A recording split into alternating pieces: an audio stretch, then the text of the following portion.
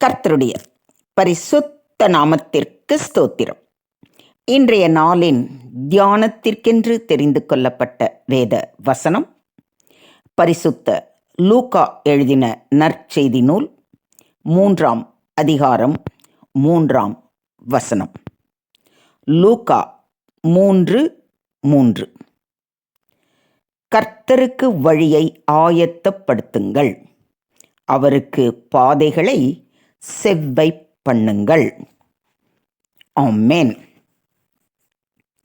பொதுவாக Christmas, Easter போன்ற பண்டிகை நாட்களில் ஊரிலிருந்து தாத்தா பாட்டி நம் வீட்டிற்கோ அல்லது நாம் தாத்தா பாட்டி ஊருக்கோ சென்று கொண்டாடுவோம்.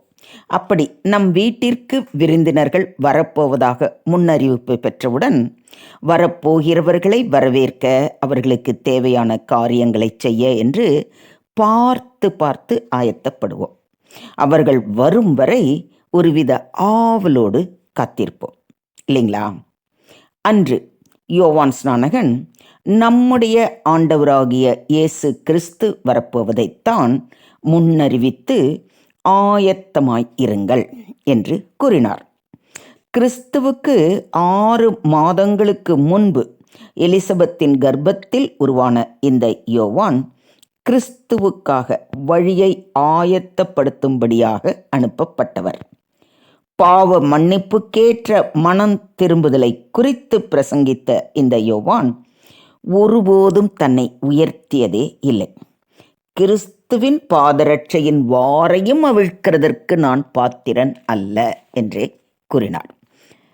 இவர்தான் இயேசுவுக்கு வழியை ஆயத்தம் செய்தார். முந்தைய தீர்க்கர்கள் யாவரும் மேசியா வருவார் என்று அறிவித்திருக்க, இந்த யோவானோ வருகிறார் என்று அறிவித்தார். ஜனங்களும் மனம் வருந்தி பாவ மன்னிப்பை பெற்றபோது, நானோ உங்களுக்கு ஜலத்தினால் ஞானஸ்நானம் கொடுக்கிறேன், எனக்கு பின் வருகிறவர் என்னிலும் வல்லவராய் இருக்கிறார், அவர் பரிசுத்த ஆவியினாலும் அக்கினியினாலும் உங்களுக்கு ஞானஸ்நானம் கொடுப்பார் என்றும் உறுதியளித்தார். பிறந்த இயேசு இன்னொரு தரம் பிறக்கப் போவது இல்லை. ஆனால் ராஜாதி ராஜாவாக மேகங்களில் வரப்போகிறார் என்ற செய்தி நமக்கு ஏற்கனவே அறிவிக்கப்பட்டு விட்டது. உங்களிடத்தினின்று வானத்துக்கு எடுத்துக்கொள்ளப்பட்ட இந்த இயேசுவானவர் எப்படி உங்கள் கண்களுக்கு முன்பாக வானத்துக்கு எழுந்தருளி போனாரோ அப்படியே மறுபடியும் வருவார் என்று கூறுவதை அப்போஸ்தலர் 1:11 வாசிக்கிறோம். இதோ சீக்கிரமாய் வருகிறேன், அவனவனுடைய கிரியைகளின்படி அவனவனுக்கு நான் அளிக்கும் பலன் என்னுடைய கூட வருகிறது என்று அவரே நமக்கு மிக தெளிவாக கூறுவதை வெளிப்படுத்தல் 22:12 வாசிக்கிறோம். வெறும் உற்றார் உறவினர் வருகைக்கே எவ்வளவோ ஆயத்தம் பண்ணுகிறீர்களே, ராஜாதி ராஜனாய் நீதியுள்ள நியாயாதிபதியாய் வரப்போகிற தேவாதி தேவனாகிய கர்த்தருக்கு எப்படிப்பட்ட ஆயத்தங்களை செய்து இருக்கிறீர்கள்? அன்று யோவான் செய்த ஆயத்த பணியை இன்று யார் செய்வார்கள்? இன்னொரு யோவான் வருவான் என்று காத்திருக்கிறீர்களா? இன்னொரு யோவான் வரப்போவது இல்லை. தேவ மக்களாகிய நம்மிடமே தேவன் இந்த பொறுப்பை ஒப்படைத்து உள்ளார்.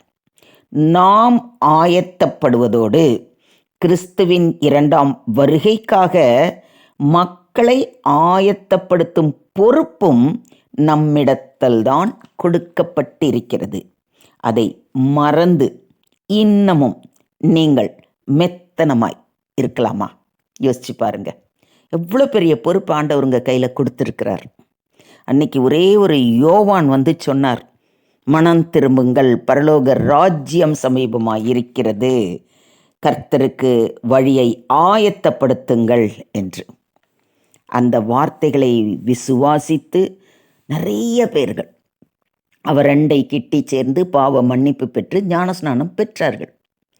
அந்த பொறுப்பு இன்னைக்கு உங்கள் ஒவ்வொருவர் கையில் இருக்குது. ஏன்னா இப்போ வரப்போகிறவர் குழந்தையாக வரப்போல, நியாயாதிபதியாய், நியாய தீர்ப்பை வழங்கக்கூடிய நியாயாதிபதியாய் வரப்போகிறார். அதுக்கு நம்ம முதல்ல நாம் ஆயத்தமாகி நம்மை சுற்றி இருக்கிற ஜனங்களை ஆயத்தப்படுத்த வேண்டாமா? யோசிச்சு பாருங்க. நம்முடைய ஆண்டவராகிய இயேசுவோ மகிமை பொருந்தியவராய் தூதர் சேனைகளோடு எக்காலம் துணிக்க வருவார் அல்ல, வருகிறார் என்று சொல்லும் நாட்கள் வந்துவிட்டது. அவரை சந்திக்க ஆயத்தமா? அவரை சந்திக்கும்படிக்கு பிறரை ஆயத்தப்படுத்த நாம் ஆயத்தமா? இந்த கேள்வியை தான் இன்னைக்கு உங்கள் முன்னாடி ஆண்டவர் வைக்கிறார். என்னம்மா, நான் வரப்போகிறேன், நீ ரெடியா? நீ மட்டும் இல்லை, உன்னை சுற்றி இருக்கிறவங்களையும் தயார்படுத்திட்டியா அப்படின்னு இன்னைக்கு உங்கள் ஒவ்வொருவரையும் பார்த்து தான் கேட்கிறார். கிறிஸ்து இந்த உலகத்தில் வந்தது கிறிஸ்தவர்களுக்காக மட்டும் அல்ல, முழு உலகத்திற்கும் மீட்பளிக்கவே அவர் இந்த பூமியில் மகனாக பிறந்து பாடுகளை அனுபவித்து நமக்காக நம்முடைய பாவங்களை எல்லாம் கழுவி சுத்திகரிப்பதற்காகவே தம்மையே ஜீவ பலியாக ஒப்பு கொடுத்தார்.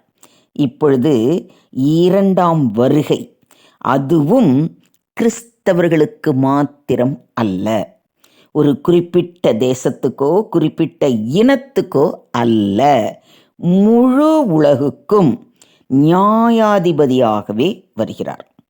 அதற்கான ஆயத்த பணியில் நமது பங்களிப்பு என்ன? கர்த்தருக்கு வழியை ஆயத்தப்படுத்துங்கள் என்கிறாரே, எப்படி ஆயத்தப்படுத்துவது?